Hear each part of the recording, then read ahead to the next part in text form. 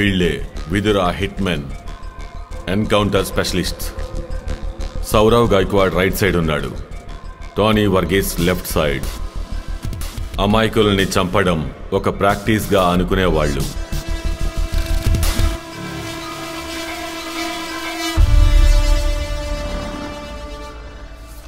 రాజకీయంలో ముఖ్యమైన విషయం టైమింగ్. కరెక్ట్ అయిన టైంలో పని పూర్తవకపోతే సమస్యే. ఈ ముగ్గురు వాళ్ళ స్నేహితుల హత్య కారణంగా పబ్లిక్ని రప్పించి సమస్య చేయాలంటున్నారు.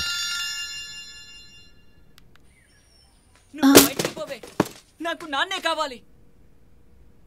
సారీ.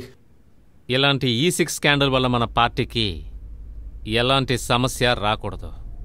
వీళ్ళని ఎన్కౌంటర్ చేసి చంపేయండి. ఈ ముగ్గురు సీఎంని హత్య చేయడానికి ప్రయత్నించారని అన్ని ఎవిడెన్స్ని క్రియేట్ చేయండి. నువ్వు ఇక్కడి నుంచి వెళ్ళకపోతే ఇవన్నీ విరక్కొట్టేస్తాను. కాబోతున్న ప్రధానమంత్రి ప్రాణానికి ఆపద ఉందని తెలిస్తే ప్రజలందరి సింపతి ఓట్లు ఖచ్చితంగా దక్కుతాయి.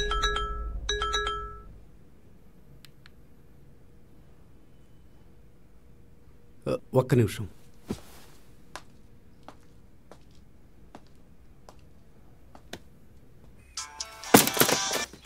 హలో. చెప్పు. పిల్లాడు బాగా అల్లరి చేస్తున్నాడు, కొంచెం మీరు చెప్తారా? ఫోన్ వాడికి. బాబు, నాన్నగారు. నాన్న, ముందు తనని ఇంట్లో నుంచి బయటికి వెళ్ళిపోమను. తప్పు, అలా మాట్లాడకూడదు. అమ్మా అని పిలవాలి. పిలవను. మీరు ఇక్కడికి రాకపోతే ఈ టీవీని కూడా విరక్కొట్టేస్తాను. అనవసరంగా అలా ఏం చేయకు.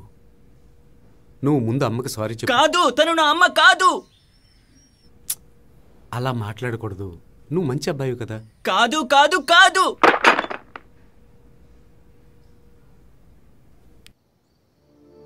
నేను మీకో విషయం చెప్పాలి. ఇలా వారం వారం వచ్చి వెళ్ళటం ఇక మీదట ఆపేనా? ఆపేయి. సీరియస్ గానా? నేను వచ్చానంటే ఇక్కడ పద్ధతులన్నీ మారిపోతాయి. చెప్పండి. నువ్వు ఓ పని చెయ్యి, నీ లగేజ్ అంతా తీసుకుని ఇక్కడికి వచ్చేయి. అప్పుడు ఏ ఇబ్బంది ఉండదు.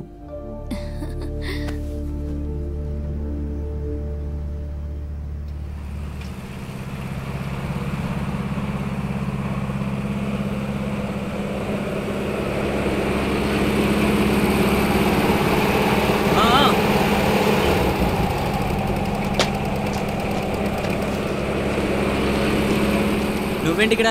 నువ్వు ఇక్కడికి ఎలా వచ్చావు? నేను బాయ్ని కలవాలి. అక్బర్ బాయ్నా? నేను దగ్గరికి రానివ్వకూడదని చెప్పారు. అది ఆ రోజు కదా. మైకులు ఉత్తనే గొడవ పడకు.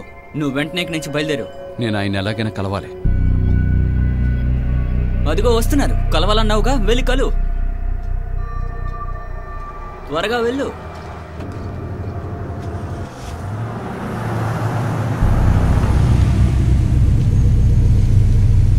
ఏంటి మైకేల్, ఎలా ఉన్నావు? ఇంట్లో అందరూ బాగానే ఉన్నారు కదా? నేను మిమ్మల్ని కలవడానికే వచ్చాను. మీరు నాకు చేసిన సహాయం నేను మర్చిపోలేను. ఆ రోజు నాకు మరో మార్గం తెలియలేదు. ఈరోజు నా కుటుంబాన్ని పోషించడానికి చాలా కష్టపడుతున్నాను. కొంతమంది ఏమో నేను మీకు ద్రోహం చేశానంటున్నారు, మరి కొంతమంది ఏమో ఇప్పటికీ నేను మీతోనే ఉన్నాననుకుంటున్నారు. ఇలా ఈ ఊర్లో నేను బతకలేను. అయితే ఊరు వదిలిపెట్టి వెళ్ళిపో.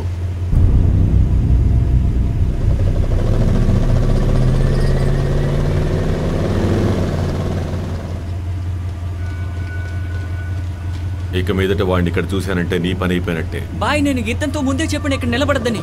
అనవసరంగా మీ చేత తిండి తినిపించడానికే ఉన్నాడేమో. చెప్పిన అర్థం చేసుకోడు ఎదవా.